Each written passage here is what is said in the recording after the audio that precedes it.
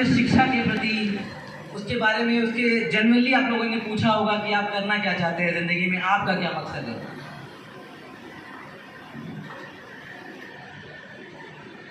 अगर याद नहीं आ रहा है तो प्रॉब्लम यही है, असली में समस्या यही है। सभी सामान्य सीनियर्स को मेरा जय भीम। इस रूम में इतने अचीवर्स को देखकर आज मुझे लग रहा है कि बाबा साहब को सपना सच होते देख पा रहे हैं हम लोग। मेरा नाम शुभम सोनकर है और मैं पेशे से दिल्ली हाई कोर्ट और दिल्ली सारे डिस्ट्रिक्ट कोर्ट्स का मैटर्स देखता हूँ, वहाँ पे वकालत कर रहा हूँ। यहाँ से जाके मैंने अपनी शिक्षा दीनदयाल उपाध्याय से प्राप्त की और उसके बाद मैंने सोचा कि यहाँ पे ही है कर रहे हैं और आगे एक्सप्लोर करते हैं। वहाँ पे जाके मैंने अपनी जगह बनाई, वहाँ पे भी अपनी टीम खड़ा की, वहाँ पे भी लोगों को जोड़ा है और आज मुझे मौका मिला है। आज ही मैं सुबह दिल्ली से आया हूँ और मुझे कार्यक्रम के बारे में पता चला है, तो मैं ये मौका जाने नहीं देना चाहता था हाथ से आप लोग के बीच में खड़े होने का। पर आज मैं सिर्फ इंट्रोडक्शन देने नहीं आया, मैं एक सच्चाई बोलने आया हूँ। हम जब भी बोलते हैं नमो बुद्धाय बोलते हैं,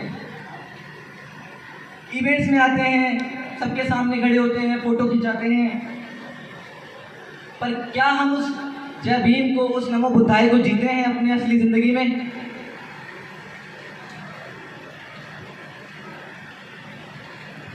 अपने डेली लाइफ में, अपने डेली के फैसलों में हम क्या उस जय भीम को हम जी पा रहे हैं? बस यहाँ से बोलने के बाद, यहाँ से निकलने के बाद वो सारी चीज़ें वहीं छूट जाती हैं पीछे कहीं ना कहीं, क्योंकि हमें पता है, हम सब समझते हैं कि सब लोग अपने डेली दिनचर्या में व्यस्त हैं, परिवार में, काम में और चीज़ों को बांध के रखने में सब लोग अपने अपने व्यस्त हैं। बाबा साहब ने कहा था एजुकेट, ये भी कहा था उन्होंने, cultivation of mind should be the ultimate aim of human existence, जिसका मतलब है दिमाग की खेती करो, सिर्फ डिग्री की नहीं, दिमाग की खेती करो। बुद्धा ने कहा था अतः दीपो भव, जिसका मतलब है अपना दीपक खुद बनो। मैं एक केस बताता हूँ, रियल है। एक लड़का गोरखपुर का, जिसके पिताजी रेलवे में थे, वो लड़का 4 साल से मेडिकल की प्रिपरेशन कर रहा था। 4 साल कोचिंग की, नीट क्लियर नहीं हुआ। बाद में पता चला उसका टैलेंट असली में क्रिएटिव था, डिज़ाइन में था। अगर शुरू में ही उसको किसी ने बताया होता कि आज बेटा ये कर लो, डिज़ाइन में चले जाओ, तो आज वो किसी एमएनसी में बैठा होता, किसी मल्टीनेशनल कंपनी में रहता। पर क्या है, पर किसी ने नहीं बताया उसे। और क्योंकि हम सिर्फ डॉक्टर या इंजीनियर या फिर वही चीज़ें जानते हैं जो हमारे सामने दिखते आ रही है, आस पड़ोस और जो लोग हैं, हम उसी में सीमित रह गए हैं। पर आज दुनिया उससे ऊपर उठ चुकी है। कोई ये नहीं पूछ रहा बेटा तू क्या बनना चाहता है, इसीलिए सब पूछ रहे हैं कितने मार्क्स आए हैं। जैसे डॉक्टर ब्लड टेस्ट करता है, उसी तरीके से हम लोगों ने एक चीज़ तैयार की है जिसको साइंस और टेक्नोलॉजी में कहते हैं क्या, एडटेक, मतलब एजुकेशन टेक्नोलॉजी, जिसको छोटे में कहते हैं एडटेक। तो वकालत करते करते मुझे मौका मिला एक कंपनी में काम करने का, जिसका ऑफिस है कैलिफोर्निया में, और उसके साथ काम करते करते मैंने काम सीखा।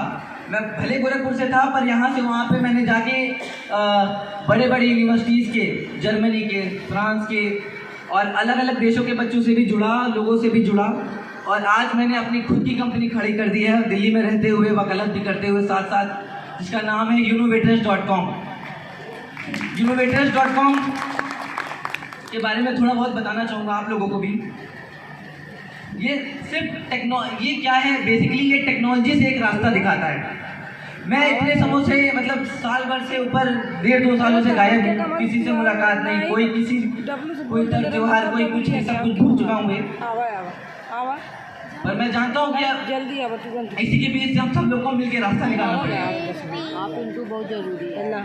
मुझे पता है कि सबके पास डोनेशन देना पॉसिबल नहीं है। हेलो, फील्ड में जाना सबके लिए मुश्किल है, सब लोग डेली भाग दौड़ नहीं कर सकते फील्ड में। इसीलिए मैं चाहता हूँ आज यहाँ पे खड़े हैं तो आपका नेटवर्क, मुझे जो चाहिए आपसे आपका एक्सपीरियंस और आपका एक फ़ोन कॉल, जिसके थ्रू हम दूसरे लोगों से मिल जुल सकते हैं, बातें कर सकते हैं।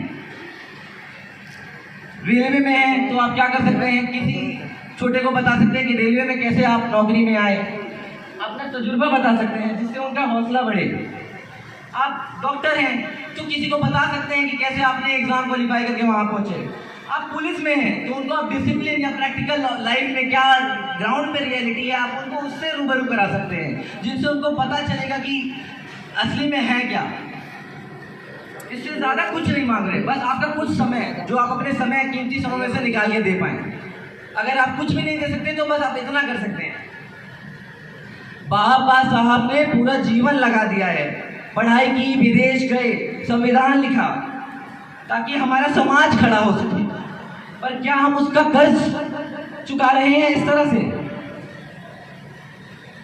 जब भी बोलना तो बहुत आसान है, कुछ समय पहले हम लोग भी चिल्ला रहे थे और ऐसे ही हम लोगों ने भी नारेबाजी करके यूनिवर्सिटी पे भी एक अपनी टीम खड़ा की, जो आज टीम सब लोग बढ़ गए हैं अपना अपना, पर फिर भी आज यहाँ पे खड़े होके वही टीम एकत्रित होके उसी जोश और जवाब से, होश आवाज से नारेबाजी किया है पूरी टीम ने। और आज भी हम लोग एक हैं उस नारे की वजह से। यूनिवर्सिटी के थ्रू मैं आपका एक्सपीरियंस मांग रहा हूँ, मैं टेक्नोलॉजी पे काम कर रहा हूँ, जैसा कि आज चल रहा है एआई हर तरफ, तो उसी एआई पे ही काम कर रहा हूँ। आर्टिफिशियल इंटेलिजेंस क्या होता है, ये ऐसी एक चीज़ है जो कंप्यूटर को भी और आसान बना दिया है। जो आप काम घंटों में करते थे वो आप मिनटों में कर सकते हैं। जैसे कि कोई फोटो एडिट करना हुआ, वीडियो एडिट करना हुआ या कुछ भी हुआ, आपकी आवाज़ को कॉपी करना हुआ, आपके जैसा इंसान को खड़ा करना हुआ, आप एक उसको कुछ कमांड देंगे उसको वो आपके जैसा पूरा वीडियो बना देगा कुछ सेकंड्स में। ये है टेक्नोलॉजी आज के टाइम में। तो जो घंटों की मेहनत थी वो कुछ चंद सेकंड्स तक रह गई है। इसीलिए मैं इस मंच के माध्यम से सिर्फ बाबा साहब की किताब